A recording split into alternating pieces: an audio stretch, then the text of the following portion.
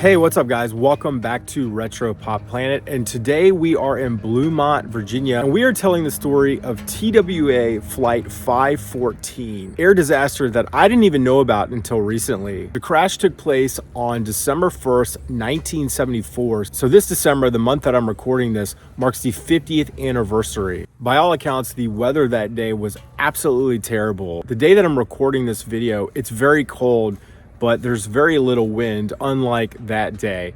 It is overcast, but we don't have any snow. That flight was originally scheduled to land at Washington National Airport, but because of high winds, it was diverted out here to Dulles Airport.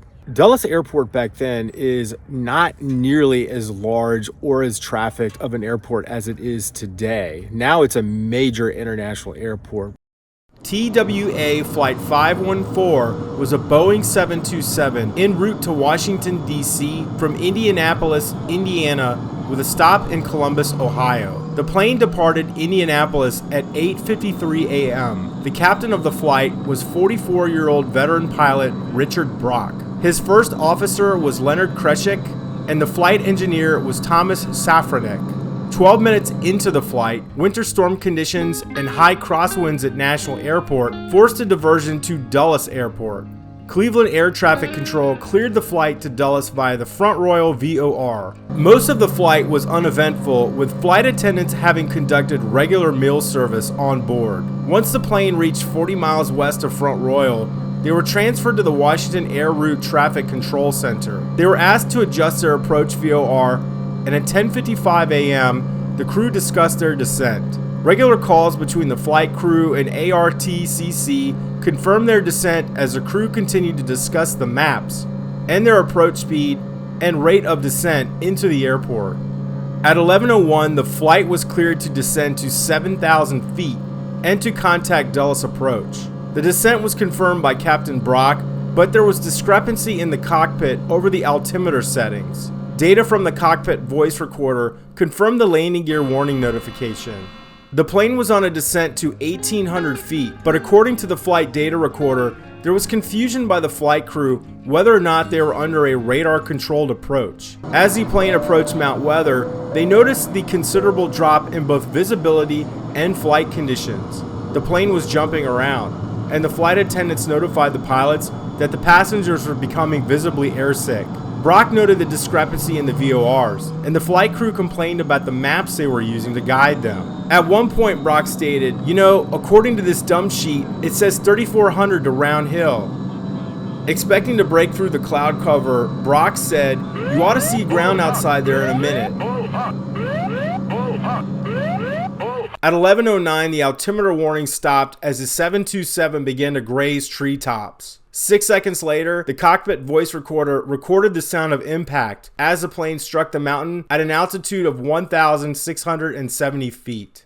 So there was a big memorial ceremony here at the Bluemont Community Center on December 1st of this year, and they put out a memorial plaque, and a lot of family members of the crew and passengers were out here memorializing the event. And that's actually how I found out about this air disaster. We're now going up to Mount Weather, the actual crash site.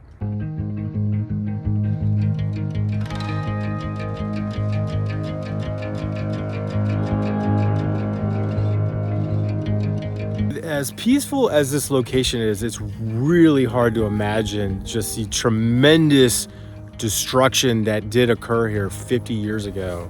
When Dulles Tower lost radar contact, local authorities were authorized to begin a search. 2 state troopers found the wreckage almost immediately, despite driving rain, fog, and wind gusts up to 50 miles per hour. Emergency services were quick to respond. The woods were littered with wreckage, both human and machine. The plane cut a trail of destruction at least 200 yards long. Trees had been completely severed in half, and small fires were burning in the woods. The only identifiable piece of the plane was the tail, still emblazoned with the TWA logo. By all accounts, it was a terribly gruesome scene. So the plane was flying across this way and clipped the top of these trees before crashing into this rock area, and then the debris field scattered all up in the woods.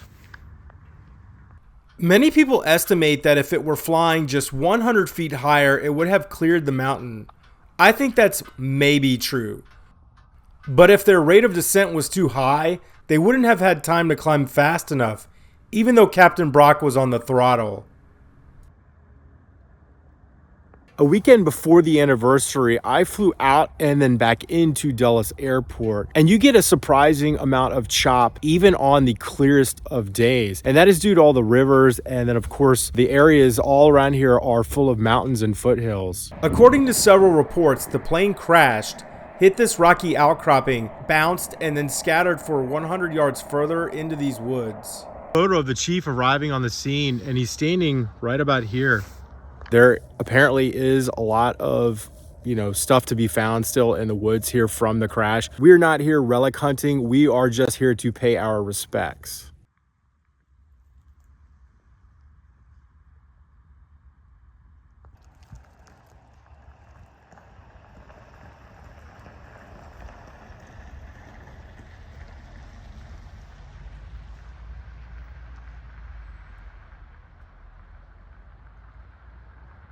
Mindful that if you do come to visit here, there really isn't anywhere to park.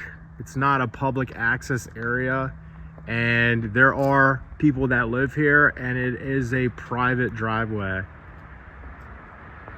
This neighborhood didn't exist at the time, but I would imagine that all of the surrounding woodland was private property at the time of the crash. The Appalachian Trail actually runs right by here, and I have hiked this section numerous times without even realizing that something so tragic occurred here. Federal security agents ordered the sheriff's office to seal the crash site.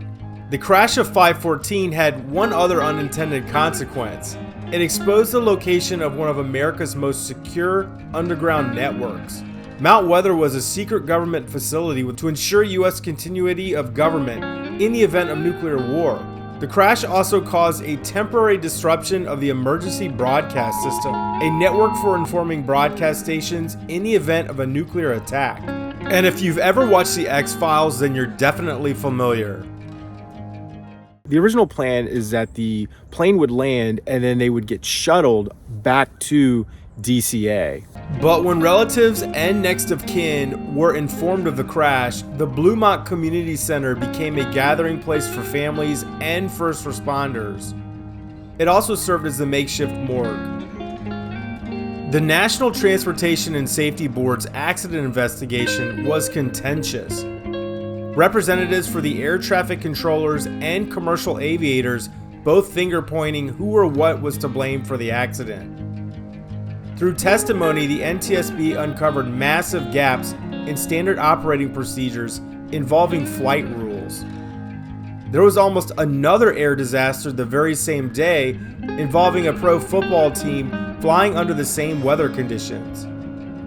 Ultimately, the results of the investigation were split, but changes to the FAA were immediate. In the wake of the accident, transformational changes were made to improve commercial airline safety, including the requirement that all planes have proximity warning devices. The investigations into the crash were very contentious, but there was a positive in that it sparked immediate change in FAA regulations. Hey guys, thank you for watching, and rest in peace to all of the victims of this horrible tragedy, and I'll see you guys in the next video.